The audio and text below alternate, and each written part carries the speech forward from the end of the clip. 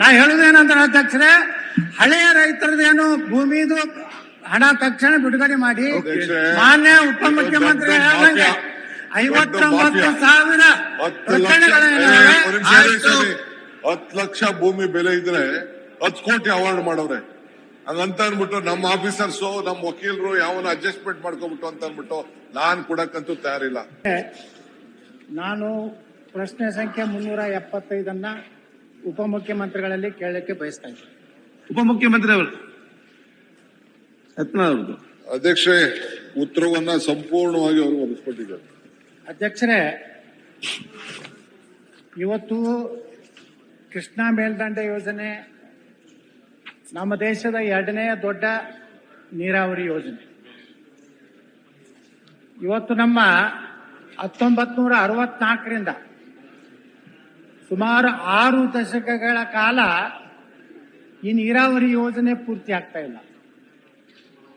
ದಿವಂಗತ ಲಾಲ್ ಬಹದ್ದೂರ್ ಶಾಸ್ತ್ರಿ ಅಂದಿನ ಪ್ರಧಾನಮಂತ್ರಿಗಳು ಶಿಲಾನ್ಯಾಸ ಮಾಡುವಾಗ ಮೊದಲ ಹಂತ ಮತ್ತು 2ನೇ ಹಂತ, ಮೊದಲ ಹಂತದಲ್ಲಿ 119 TMC, 2ನೇ ಹಂತದಲ್ಲಿ 54 TMC ಒಟ್ಟು ಬಳಕೆ ಮಾಡಿಕೊಂಡು 173 TMC ಬಳಕೆ ಮಾಡ್ಕೊಳ್ಳಿಕ್ಕೆ 120 ಕೋಟಿ ಮಾತ್ರ ಅವಾಗ ಖರ್ಚಾಗ್ತಿತ್ತು. ಅಧ್ಯಕ್ಷರೇ, ಇವತ್ತು 60 ವರ್ಷಗಳಲ್ಲಿ ಕೇವಲ ಹಂತ 1, 3 ಮತ್ತು 2 ಈ 2ನೇ ಹಂತಕ್ಕೆ 50,452 ಕೋಟಿ 72 ಲಕ್ಷ ಖರ್ಚಾಗಿದೆ. 120 ಕೋಟಿಯಲ್ಲಿ 150,452 ಕೋಟಿಯಲ್ಲಿ. ಅಧ್ಯಕ್ಷರೇ, ಇವತ್ತು 3ನೇ ಹಂತದ ಬಗ್ಗೆ ನಾನು ಪ್ರಶ್ನೆಯನ್ನೇ ಕೇಳಿದ್ದೀನಿ. ನೀವು ಪರಿಹಾರ ಎಷ್ಟು ಕೊಡ್ತೀನಿ ಅನ್ನುವಂಥದ್ದನ್ನ ಈಗಾಗಲೇ ಸಚಿವರು ಹೇಳಿದಂತೆ ಇವತ್ತು ನಮ್ಮ ಇಡೀ 524.6 ಈ ಎತ್ತರ ಆಗ್ಬೇಕಾದ್ರೆ ಒಟ್ಟು ಮುಳುಗಡೆ ಜಮೀನು ನೀರಾವರಿ ಏನು ಬ್ಯಾಕ್ ವಾಟರ್ ಸಲುವಾಗಿರುವಂತಹದ್ದು 75,563, ಪುನರ್ವಸತಿ ಕೇಂದ್ರಗಳಿಗೆ ಸನ್ಮಾನ್ಯ ಅಧ್ಯಕ್ಷರೇ 6,467, ಕಾಲುವೆಗಳ ನಿರ್ಮಾಣಕ್ಕೆ 51,837 ಎಕರೆ, 1,33,867 ಎಕರೆ ಸ್ವಾಧೀನ ಮಾಡ್ಕೋಬೇಕಾಗಿದೆ. ಅಧ್ಯಕ್ಷರೇ, ಇವತ್ತು ಮುಖ್ಯಮಂತ್ರಿಗಳು ಕರೆದಂತ ಸಂದರ್ಭದಲ್ಲಿ ಇವತ್ತು ಒಂದೇ ಹಂತದಲ್ಲಿ ಒಂದೇ ಕಂತಿನಲ್ಲಿ ನೀರಾವರಿ ಜಮೀನಿಗೆ 40 ಲಕ್ಷ, ಒಣ ಜಮೀನಿಗೆ 30 ಲಕ್ಷ ಹಾಗೂ ಕಾಲುವೆ ನಿರ್ಮಾಣ ಎಲ್ಲಿ ನೀರಾವರಿ ಇದೆ ಅಲ್ಲಿ 30 ಲಕ್ಷ, ಎಲ್ಲಿ ಒಣ ಬೇಸಾಯ ಇದೆ ಅಲ್ಲಿ 25 ಲಕ್ಷ, ಈ ರೀತಿ ಸುಮಾರು 70,000 ಕೋಟಿ ರೂಪಾಯಿ ಕೇವಲ ಕೃಷ್ಣಾ 3ನೇ ಹಂತದ ಮತ್ತು 524.256 ಎತ್ತರಕ್ಕೆ ಹೋಗ್ಬೇಕಾದ್ರೆ 70,000 ಕೋಟಿ ಬರೇ ಭೂ ಸ್ವಾಧೀನಕ್ಕೆ ಬೇಕಾಗ್ತದೆ. ಅಧ್ಯಕ್ಷರೇ, ಇನ್ನ ಸೇತುವೆ ಕಾಲುವೆಗಳ ನಿರ್ಮಾಣ ಮತ್ತು ಆಲಮಟ್ಟಿ ಡ್ಯಾಮ್ ಎತ್ತರ ಮಾಡಬೇಕಾದ್ರೆ ಸುಮಾರು 50,000 ಕೋಟಿ ಅಂದ್ರೆ ಅಂದಾಜು ಇವತ್ತು ಕೃಷ್ಣಾ ಮೇಲ್ದಂಡೆ ಯೋಜನೆ ಪೂರ್ಣ ಆಗ್ಬೇಕಾದ್ರೆ ಸುಮಾರು 1,20,000 ಕೋಟಿ ಬೇಕು. ಅಧ್ಯಕ್ಷರೇ, ಆದ್ರೆ ನಾನು ಸನ್ಮಾನ್ಯ ಸಚಿವರಲ್ಲಿ ಕೇಳಿಕ್ಕೆ ಬಯಸ್ತಾ ಇದ್ದೇನೆ, ಇಂಥ ಒಂದು ದೊಡ್ಡ ಯೋಜನೆ ಇಡೀ ಉತ್ತರ ಕರ್ನಾಟಕ ಅಲ್ಲ, ತುಮಕೂರು ಭಾಗದವರೆಗೆ 70% ತನ್ನ ಕೃಷ್ಣಾ ಕೊಳ್ಳ ಏನಂತ ನಾವು ಕರ್ಸ್ಕೋತಾ ಇದೆ. ಇದು ಆದ್ರೆ ಶಾಶ್ವತವಾಗಿ ಉತ್ತರ ಕರ್ನಾಟಕದಲ್ಲಿ ಕುಡಿ ನೀರಿನ ಸಮಸ್ಯೆ, ಕೈಗಾರಿಕೆಗಳಿಗೆ ನೀರು, ಭೂಮಿಗೆ ನೀರು, ಇಡೀ ಉತ್ತರ ಕರ್ನಾಟಕ ಒಂದು ಅಭಿವೃದ್ಧಿ ಆಗುವಂತ ಒಂದು ಮಹತ್ತರ ಯೋಜನೆಯಲ್ಲಿ ಇವತ್ತು ಸರ್ಕಾರ ಹೇಳಿದಂತೆ ಏನು 40 ಲಕ್ಷ 30 ಲಕ್ಷ ಏನು ಕೊಡ್ತೀನಿ ಅಂತಿದ್ದಾರೆ. ಆದ್ರೆ ದುರ್ದೈವನಂದ್ರೆ ಅಧ್ಯಕ್ಷರೇ, ಇನ್ನೂವರೆಗೂ ಏನವರು ಅವರೇ ಮಾನ್ಯ ಮುಖ್ಯಮಂತ್ರಿಗಳ ಅಧ್ಯಕ್ಷತೆಯಲ್ಲಿ ಉಪಮುಖ್ಯಮಂತ್ರಿಗಳ ನೇತೃತ್ವದಲ್ಲಿ ಕರೆದಂತಹ ಸಭೆಯಲ್ಲಿ ನಾವು 40 ಲಕ್ಷ ಒಂದೇ ಟೈಮ್ ಪರಿಹಾರ ಕೊಡ್ತೀವಿ, 30 ಲಕ್ಷ ಒಣ ಬೇಸಾಯದಲ್ಲಿ ಕೊಡ್ತೀನಿ ಅಂತಿದ್ರು. ಇನ್ನೂವರೆಗೂ ಯಾವುದೇ ಪ್ರಕ್ರಿಯೆ ಆಗಿಲ್ಲ. ನಾ ಪ್ರಶ್ನೆ ಮಾಡೋದೇನೆಂದ್ರೆ, ಈ ಉತ್ತರ ಕರ್ನಾಟಕದ ಜೀವನದಿ ಆದಂತ ಕೃಷ್ಣೆಯ ಈ ಆಲಮಟ್ಟಿ ಯೋಜನೆಯನ್ನ ಎಷ್ಟು ದಿವಸಗಳೊಳಗೆ ಮುಗಿಸ್ತೀರಿ? ಇದಕ್ಕೆ ಬೇಕಾದಂತಹ ಸುಮಾರು 1,10,000 ಕೋಟಿ ರೂಪಾಯಿ ಯಾವ್ಯಾವ ಮೂಲದಿಂದ ಸಂಗ್ರಹ ಮಾಡ್ತೀರಿ?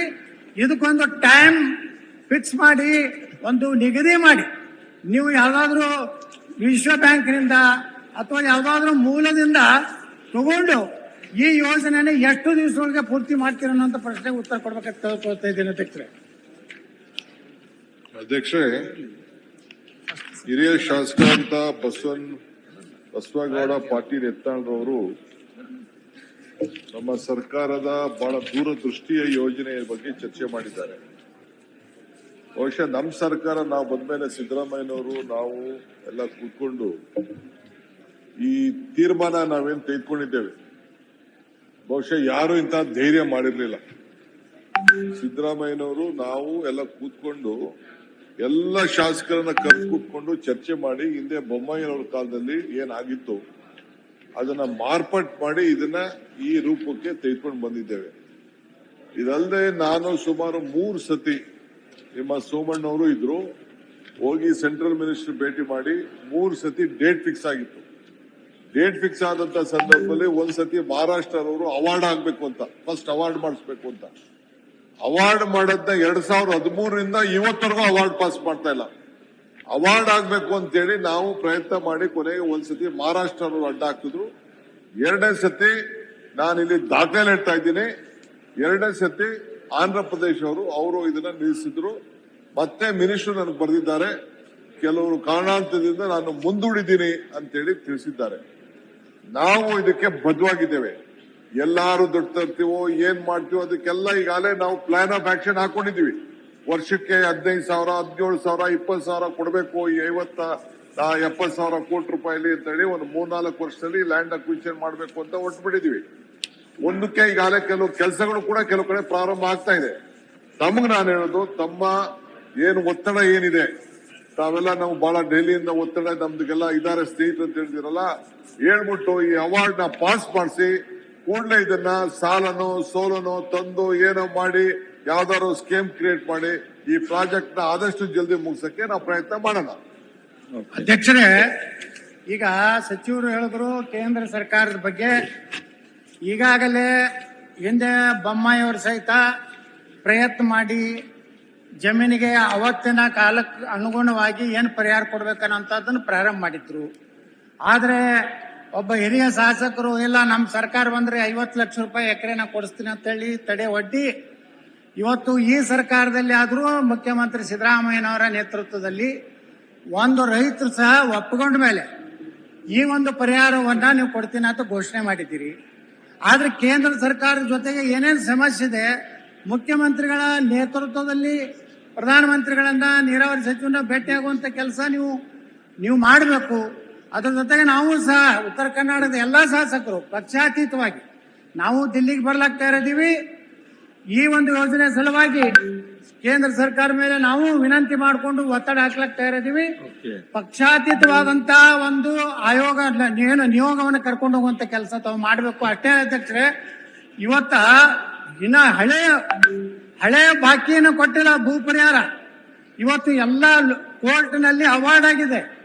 ಮೇಲಿಂದ ಮೇಲೆ ಡಿಸಿಗಳ ಕಚೇರಿಯ car, jeep, table, type writer ಎಲ್ಲ ಜಪ್ತಿ ಆಗ್ತವೆ.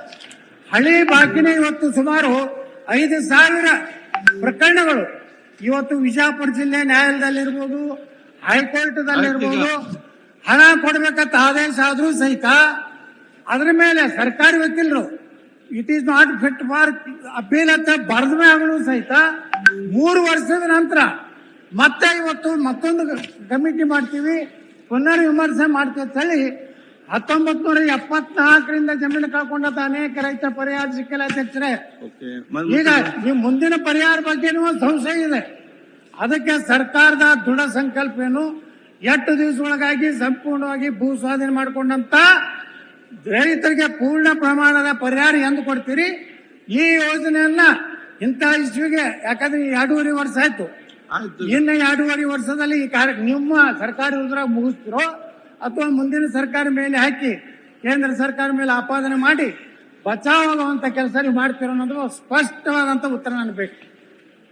ಅಧ್ಯಕ್ಷೆ, ಈ ಬೆಲೆ ಏನಿದು ಕನ್ಸೆಂಟ್ ಕೊಟ್ಟವ್ರು ಮಾತ್ರ, ಅವರು ಬರೀ 59,000 ಕೇಸ್ ಇದೆ ಈ UKP ವಿಚಾರದಲ್ಲಿ. ಇದಕ್ಕೆ ಏನಾದ್ರು ಮಾಡಿ ಪರಿಹಾರ ಮಾಡಬೇಕು ಅಂತೇಳಿ ನಮ್ಮ ಹೊಸ ಕಾನೂನಲ್ಲಿ ಒಂದು ಅಥಾರಿಟಿ ಮಾಡ್ಲಿಕ್ಕೆ ಒಂದು ಅವಕಾಶ ಇದೆ. ಅದ್ರ ಬಗ್ಗೆ ಈಗಾಗಲೇ ನಾನು ರೆವಿನ್ಯೂ ಮಿನಿಸ್ಟ್ರು, ನಮ್ಮ ಲಾ ಮಿನಿಸ್ಟರ್ ಹತ್ರ ಎಲ್ಲ ನಾನು ಅವ್ರಿಗೆ ಮಾರ್ಗದರ್ಶನ ಹೇಳಿದ್ದೀನಿ. ಇದ್ರ ಬಗ್ಗೆ ಏನಾದ್ರು ಮಾಡೋದು ಪರಿಹಾರ ಮಾಡಿ ಅಂತ ಹೇಳಿ ನಾವು ಪ್ರಯಾರಿಟಿಲಿ ನಾವು ಈ ಕೆಲಸನ ನಾವು ಮಾಡಬೇಕು ಇದ್ದೇವೆ. ಅವಾರ್ಡ್ ನೋಡ್ರಿ, ಕೋರ್ಟ್ ಅವಾರ್ಡ್ ಮಾಡಿದ್ಮೇಲೂ ಅವ್ರದೇ ಸರ್ಕಾರಿ ವಕೀಲರು ಏನ್ ಬರ್ದು ಕೊಟ್ಟಾರ ಅಂದ್ರೆ ಇದನ್ನ ಈ ಅವಾರ್ಡ್ ಸರಿ ಇದೆ, it is not fit for appeal ಅಂತ ಹೇಳಿ ಅವ್ರು ಬರೆದು ಕೊಟ್ಟ ಮೇಲೂ ಸಹ ಇವತ್ತು ಸರ್ಕಾರ ಅವ್ರ ಹಣ ಹಳೆ ರೈತರ ಹಣನೇ ಕೊಡ್ತಾ ಇಲ್ಲ. ಅವ್ರು ಸಹ ಬೀದಿಗೆ ಬಂದಿದ್ದಾರೆ. ನಾರಾಯಣಪುರ ನಾ ಹೇಳುದೇನಂದ್ರೆ ಅಧ್ಯಕ್ಷರೇ, ಹಳೆಯ ರೈತರದೇನು ಭೂಮಿದು ಹಣ ತಕ್ಷಣ ಬಿಡುಗಡೆ ಮಾಡಿ ಮಾನ್ಯ ಉಪಮುಖ್ಯಮಂತ್ರಿ ಹೇಳಿದಂಗೆ 59,000 10 ಲಕ್ಷ ಭೂಮಿ ಬೆಲೆ ಇದ್ರೆ 10 ಕೋಟಿ ಅವಾರ್ಡ್ ಮಾಡವ್ರೆ. ಹಂಗಂತ ಅಂದ್ಬಿಟ್ಟು ನಮ್ಮ ಆಫೀಸರ್ಸ್ ನಮ್ಮ ವಕೀಲರು ಯಾವನ ಅಡ್ಜಸ್ಟ್ಮೆಂಟ್ ಮಾಡ್ಕೊಬಿಟ್ಟು ಅಂತ ಅಂದ್ಬಿಟ್ಟು ನಾನ್ ಕೊಡಕ್ಕಂತೂ ತಯಾರಿಲ್ಲ. ಇದು ಸಾಧ್ಯ ಇಲ್ಲ, ಯಾವ ಸರ್ಕಾರ ಕೊಡಕ್ಕೂ ಸಾಧ್ಯ ಇಲ್ಲ.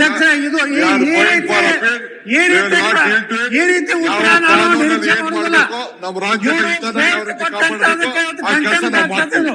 ನಾನು ಈ ಅಪೀಲ್ ಆರ್ಡರ್ಗೆಲ್ಲ ನಾನು ಕೋರ್ಟ್ ಹೇಳಿದಕ್ಕೆ ಒಂದ್ ರೀತಿ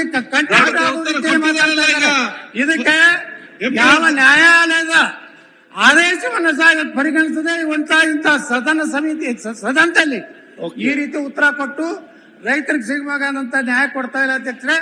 ಅದಕ್ಕೆ ಹೊಸದಾಗಿ ನೀವೇನು ಮಾನ್ಯ ಮುಖ್ಯಮಂತ್ರಿಗಳು ಘೋಷಣೆ ಮಾಡಿದ್ರಲ್ಲ, ಅದನ್ನ 8 ದಿವಸನಾಗ ಎಲ್ಲಾ ರೈತರಿಗೆ ಪರಿಹಾರ ಕೊಡ್ತೀರ ಅನ್ನೋಂಥದನ್ನ ಮಾನ್ಯ ಸಚಿವರು ಹೇಳ್ಬೇಕಂತ ನಾವು ವಿನಂತಿ ಮಾಡ್ತೀವಿ. ಮಾನ್ಯ ಅಧ್ಯಕ್ಷರೇ, ಮಾನ್ಯ ಮಂತ್ರಿಗಳು ಮಾತಾಡ್ತಾ ಹೇಳಿದ್ರು ಕೇಂದ್ರ ಸರ್ಕಾರ ನೋಟಿಫೈ ಮಾಡಿಲ್ಲ ಅಂತ ಹೇಳಿ. ಈ ರೀತಿ ಒಂದ್ ನಿಮಿಷ ಉತ್ತರ ಕರ್ನಾಟಕದ ಪ್ರಶ್ನೆ ದಯಮಾಡಿ ಮಾತಾಡ್ತೇವೆ. ಅರ್ಧ ಸತ್ಯ ಇಲ್ಲಿ ಇಡಬಾರ್ದು. ಯಾಕೆ ನೋಟಿಫೈ ಆಗಿಲ್ಲ? ಪ್ರಾಧಿಕಾರದ ಆದೇಶ ಏನ್ ಬಂತು ಅದ್ರ ಮೇಲೆ ಮಹಾರಾಷ್ಟ್ರ, ಕರ್ನಾಟಕ, ಆಂಧ್ರ ಪ್ರದೇಶ, ತೆಲಂಗಾಣ ಕೋರ್ಟಿಗೆ ಹೋದು. ಮಹಾರಾಷ್ಟ್ರದ ಆರ್ಗ್ಯುಮೆಂಟ್ ಆಗೈತಿ, ಕರ್ನಾಟಕದ ಆರ್ಗ್ಯುಮೆಂಟ್ ಆಗೈತಿ, ತೆಲಂಗಾಣದ ಆರ್ಗ್ಯುಮೆಂಟ್ ಆಗೈತಿ, ಆಂಧ್ರ ಪ್ರದೇಶದ ಆರ್ಗ್ಯುಮೆಂಟ್ ಇನ್ನೂ ಆಗಿಲ್ಲ. ಆ ಎಲ್ಲ ಆರ್ಗ್ಯುಮೆಂಟ್ ಆದ್ಮೇಲೆ ಕೇಂದ್ರ ಸರ್ಕಾರ ನೋಟಿಫೈ ಮಾಡಕ್ಕಾಗತ್ತೆ. ಅದಕ್ಕಿಂತ ಮೊದಲು ಹೆಂಗ್ ನೋಟಿಫೈ ಮಾಡಕ್ಕಾಗುತ್ತೆ?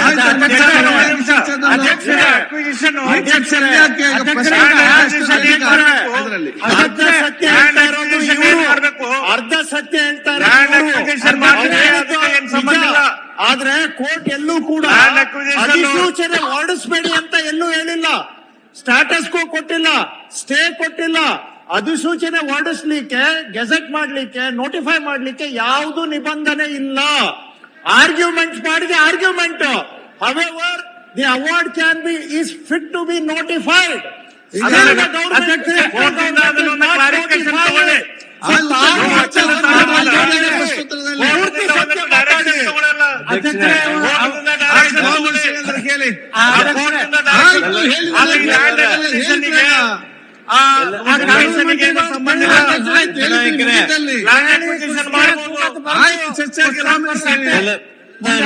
ಜಾರಿ ಮಾಡಲಿಲ್ಲ.